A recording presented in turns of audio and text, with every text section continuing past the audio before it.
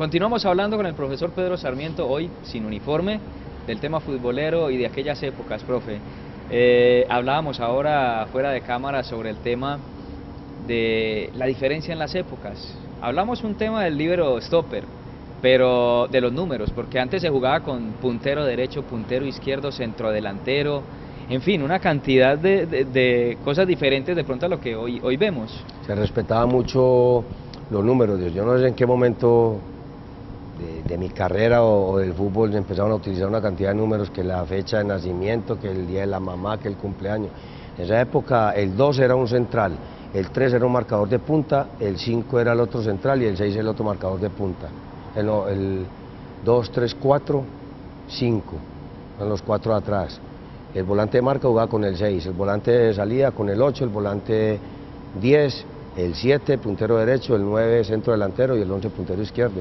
Se fueron cambiando, el 12 era el arquero suplente, después el 13, 14 y 15 eran las siguientes alternativas, después ya fueron cambiando hasta el 99, creo que he visto por ahí. ¿Fue campeón como jugador? Sí, en Nacional. Sí.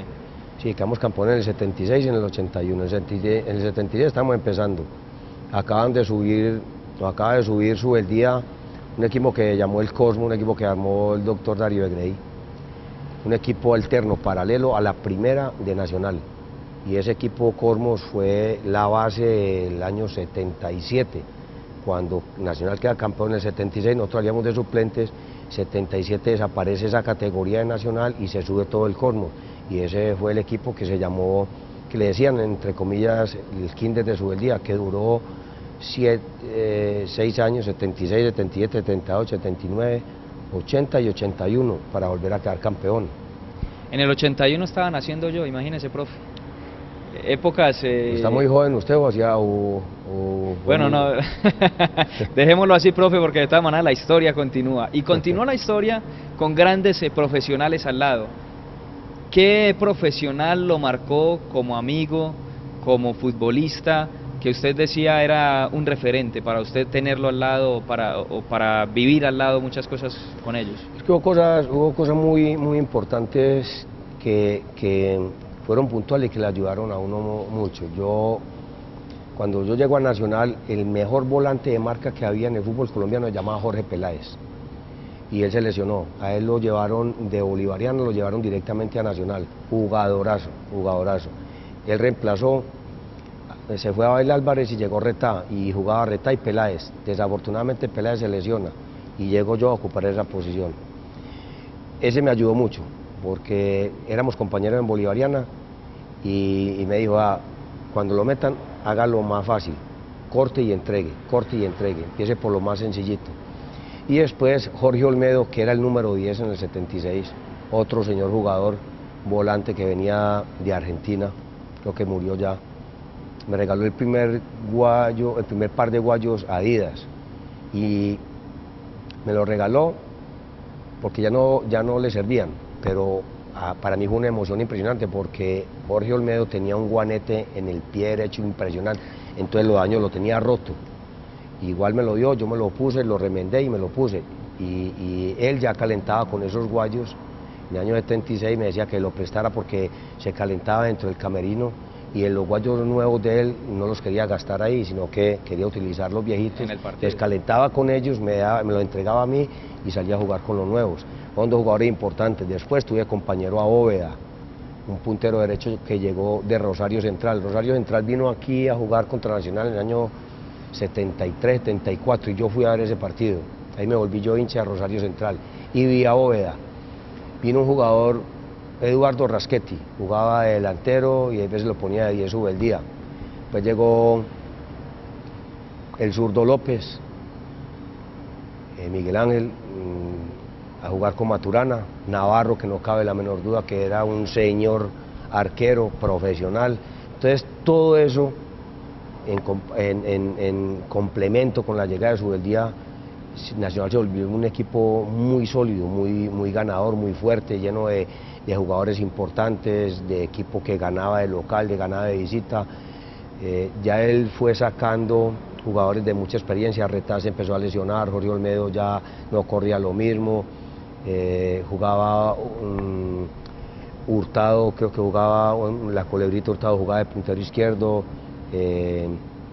después llegó Vilarete, Palavecino, Moncada, Salgado, Ortiz, Maturana, todos esos equipos eran de jugadores ya veteranos que no le aguantaban el trote a Subeldía en la exigencia en la parte física, entonces fueron saliendo poco a poco, pero para nosotros fue importantísimo porque los tuvimos de compañeros y de ejemplo de lo que es ser un profesional, de lo que es luchar, de lo que es pelear, y con la disciplina de Subeldía. Ya jugamos, quedamos campeones en el 76 y vamos a jugar Copa Libertadores Cali y Nacional en Bolivia. Nos traímos de a 7 cada uno, pero ahí empieza realmente la parte profesional de nosotros, el haber tenido a Subeldía y haber tenido esa clase de jugadores que tuvimos como compañeros.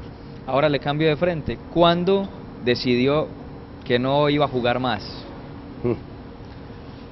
Eso me pasó en América. Yo jugué 9 años pasaditos en Nacional, jugué 5 años en América y durante esos 13, 14 años siempre estuve en Selección Colombia. Me tocó el doctor Ochoa, llegué a América en el año 85, quedamos campeones varias veces consecutivas, 85, 86, quedamos 3 veces consecutivas de Copa Libertadores. Y yo venía siendo un jugador titular con el doctor Ochoa, jugaba con González Aquino, jugaba con Isquia, jugaba con Cabañas, jugaba con Herrera, con Willington, Gareca, Bataglia. Y eso fue un trajín bravo porque jugaba en Selección Colombia y jugaba en América. Y en un partido, antes de jugar la final, América River en Buenos Aires, fui a jugar. Están inaugurando en ese año el estadio de Barranquilla, el Metropolitano. Jugamos América Junior y ahí me metió una patada un jugador argentino, Ponce, un gran jugador, jugadorazo zurdo, le pegaba bien a la pelota, venía de Estudiantes y me cayó en la rodilla y me reventó ligamento cruzado y menisco. Ahí me empecé a lesionar, me demoré 1 año en recuperarme. Cuando me recuperé, no quedé tan bien operado porque el reflejo del dolor, de la ruptura del ligamento era en la parte de atrás. Entonces me pasó una cantidad de cosas, me operaron muchas veces. Vine a Medellín, en Cali, fui a Argentina, fui a Houston, hice todo lo posible. Un día ya me recuperé bien porque me operaron bien, hice 6 meses de recuperación y era una lucha porque me dolía, ya se empezó a gastar el cartílago y el doctor Ochoa me dijo, piénselo hijo, ya tiene problemas muy graves, de una recuperación muy difícil, piense lo que es el futuro suyo. Entonces me fui, me senté en la mitad de la cancha de Cascajal, puse un balón allí, me quité la camisa, me la puse de cachucha y me senté allí y le di gracias a Dios por todo lo que me había dado como jugador de fútbol y me eché la bendición y dije a otra cosa, me voy a dedicar a la dirección técnica. Yo tuve la fortuna de tener al doctor Ochoa y el profesor Moraga en América.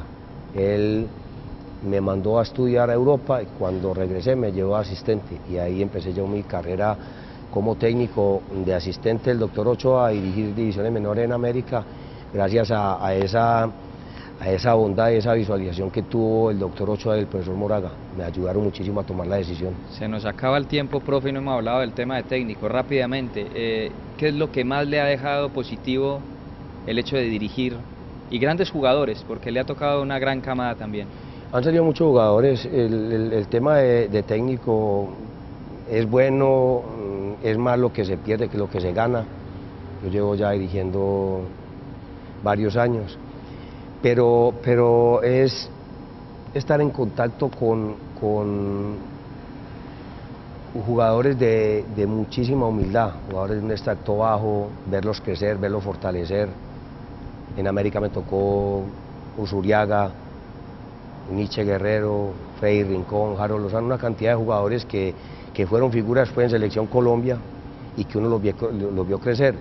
Y después ya en los otros equipos, la sensibilidad que hay que tener en el manejo de esos jugadores lo ha vuelto a uno, lo pone a ver uno otras cosas. Más sensible ante las cosas. Más sensible, porque el fútbol en esa época uno casi que le evitaba, porque uno estaba en un extracto totalmente diferente, pero cuando ya vas a dirigir, ya ves las necesidades, el hambre, jugadores sin guayos, sin desayuno, una cantidad de cosas que te hacen mirar no tanto la parte deportiva, la parte física, la exigencia de ganar, sino la parte sensible de esa clase de personas que son los jugadores de fútbol cuando empiezan. Rápidamente y para una respuesta, el jugador que para usted ha sido el mejor jugador de Colombia. De Colombia. El mejor jugador de Colombia es, para mí, en mi concepto, Hernán Darío Herrera y Willington Ortiz. Bueno, profe, qué bueno tenerlo y qué bueno poder hablar de fútbol, de historias, de vida y no tener que hablar de resultados. Sí, queda uno más tranquilo, se pierde mucho, pero bueno, esa es la presión que escogimos desde pelados y le debemos mucho al fútbol y muy agradecidos con él. Muchas gracias, profe, bienvenido a Tele Antioquia Deportes, esta será su casa. Bueno, muchas gracias a ustedes.